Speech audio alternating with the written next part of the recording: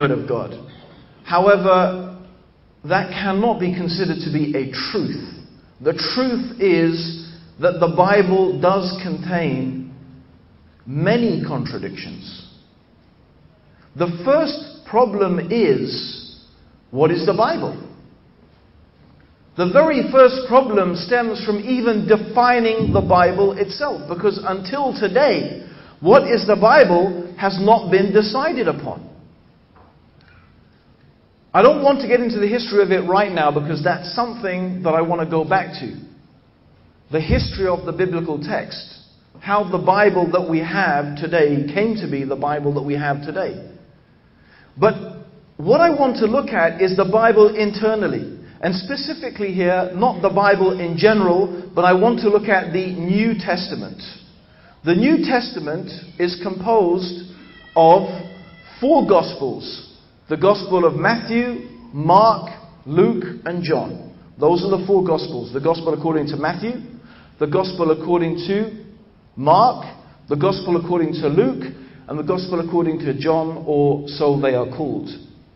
Then we have something called the Acts of the Apostles.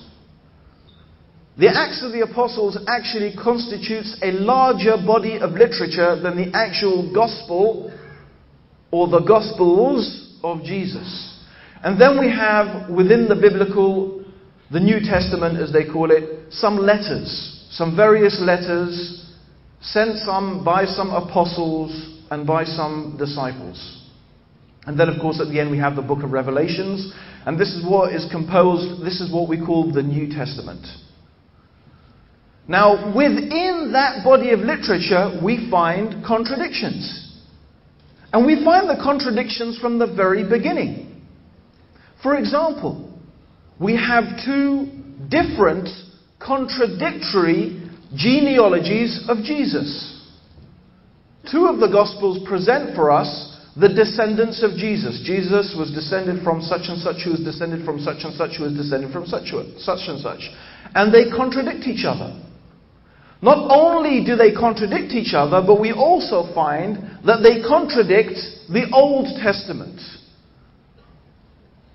So there is a contradiction between these 2 genealogies, and then there is also a contradiction between the information contained in these genealogies and the information we find in the Old Testament. This is a problem.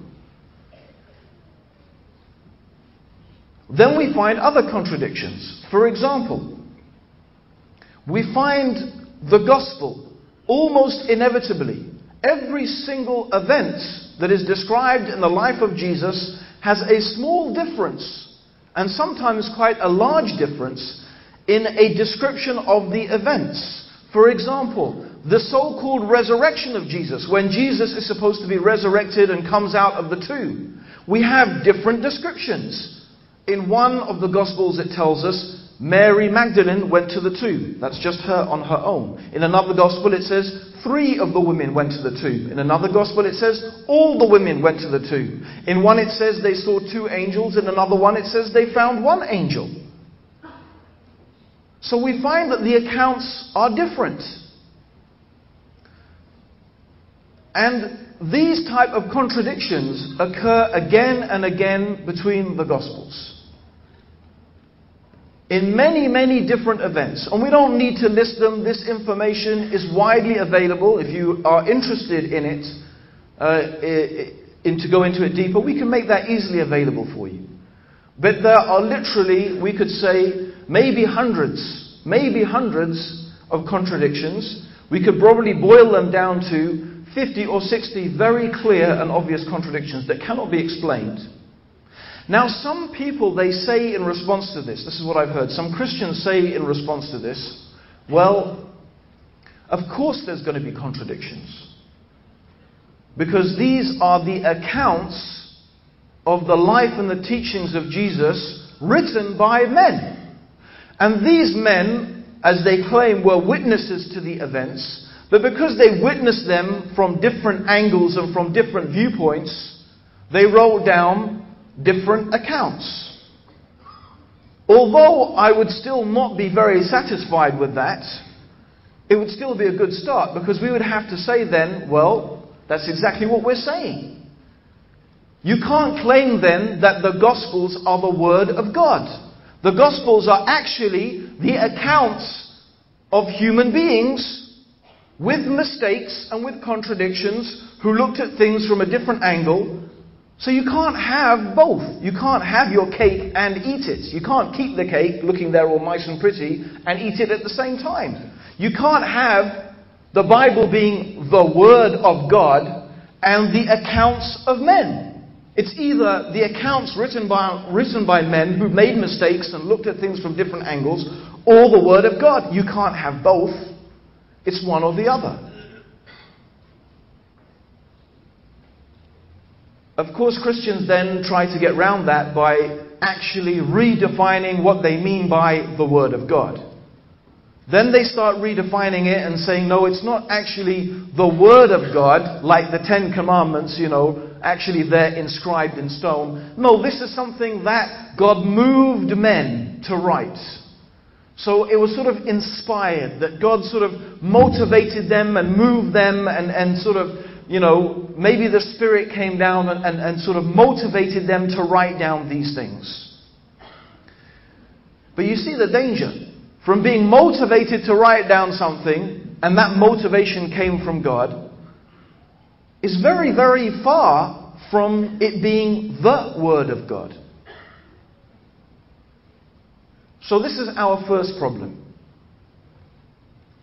There is no truth at all in the claim that the Bible is the Word of God. That cannot be substantiated. It cannot be proven. It's not a position that can be held. And if it's not the Word of God, and it is the accounts of human beings, then surely we have to realize that is open to some serious type of questioning. We want to know how valid these accounts are. How accurate are they? How truly do they represent a picture of what went on? And here's another problem, is that many Christians would like to imagine and would like us to believe that the gospel is a factual, or the gospels are factual accounts of something that really happened and things that Jesus really said and really did. And now I want to question this as well.